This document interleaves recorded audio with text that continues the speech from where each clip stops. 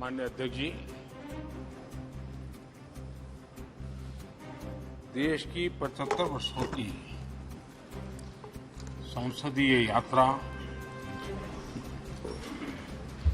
उसका एक बार पुनः स्मरण करने के लिए और नए सदन में जाने से पहले उन प्रेरक पलों को, इतिहास की महत्वपूर्ण घड़ी को स्मरण करते हुए आगे बढ़ने का ये अवसर है। हम सब इस ऐतिहासिक भवन से विदा ले रहे हैं।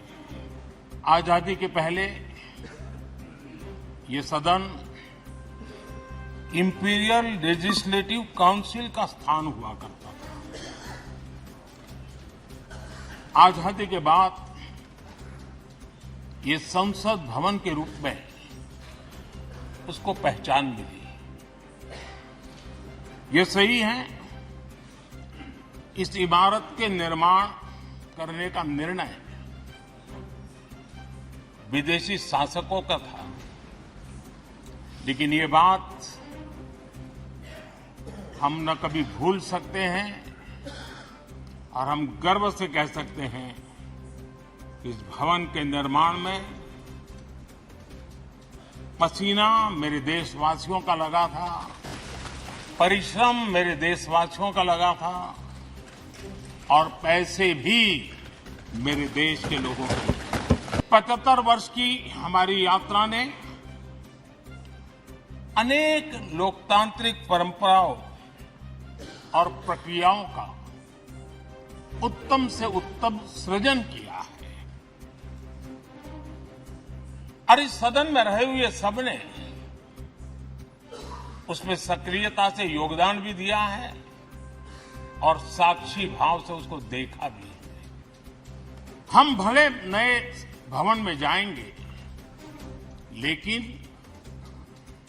पुराना भवन भी, ये भवन भी आने वाली पीढ़ियों को हमेशा हमेशा प्रेरणा देता रहेगा।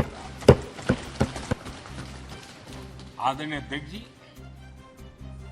भारत के प्रति शक करने का एक स्वभाव कई लोगों का बना हुआ है और जब आजादी मिली तब से चल रहा है।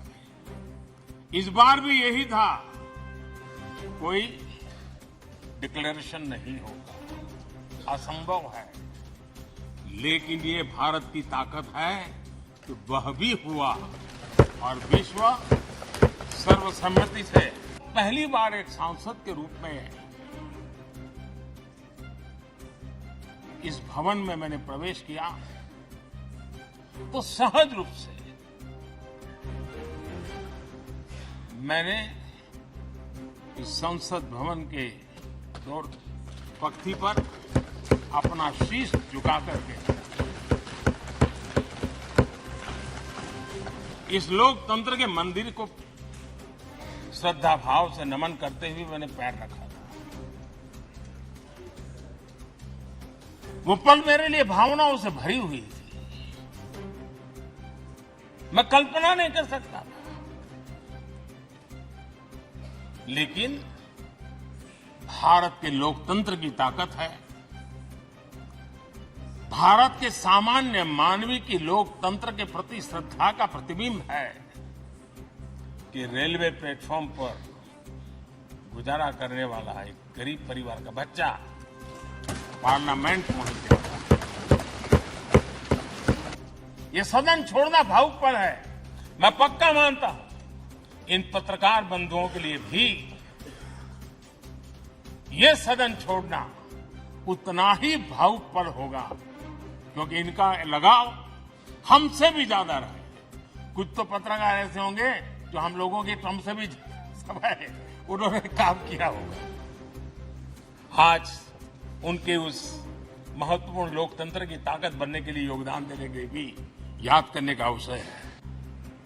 आदिवासी कार्यालय मंत्रालय अटल जी ने बनाया, नॉर्थ ईस्ट का मंत्रालय अटल जी ने बनाया, न्यूक्लियर टेस्ट भारत के सामर्थ्य का परिचायक बन गया और इसी सदन में इसी सदन में मनमोहन जी की सरकार कैश फॉर वोट को भी, उस कांड को भी सदन ने देखा है। आदरणीय अध्यक्ष जी, सबका साथ सबका विकास का मंत्र, अनेक ऐतिहासिक निर्णय, दशकों से लंबित विषय, उनका स्थायी समाधान भी इसी सदन में हुआ। आर्टिकल 370, ये सदन हमेशा हमेशा गर्व के साथ कहेगा कि सदन के कारण one nation one tax, one nation one tax, GST का निर्णय भी इसी सदन ने किया। One rank one pension, OROP, ये भी इसी सदन ने देखा। गरीबों के लिए 10% आरक्षण कोई विवाद के बिना पहली बार इस देश में करने में सफल रहे। आदरणीय अध्यक्ष जी, भारत के लोकतंत्र में तमाम उतार चढ़ाव हमने देखे और ये सदन लोकतंत्र की ताकत है, लोकतंत्र की ताकत की साक्षी है, जन विश्वास का एक केंद्र बिंदु रहा है। इस सदन की विशेषता देखिए और दुनिया के लोगों का आज भी आश्चर्य होता है। यह सदन है जिसमें कभी 4 सांसद वाली पार्टी सत्ता में होती थी और 100 सदस्य वाली पार्टी विपक्ष में बैठती थी। ये भी सामर्थ्य इस सदन के लोकतंत्र की ताकत का परिचय कराता है। और यही सदन है जिसमें एक वोट से अटल जी की सरकार गई थी और लोकतंत्र की गरिमा को बढ़ाया था। ये भी इसी सदन में हुआ। आज अनेक छोटी छोटी रीजनल पार्टियों का प्रतिनिधित्व हमारे देश की विविधता को, हमारे देश के एस्पिरेशंस का एक प्रकार से वो आकर्षक केंद्र बिंदु बना है।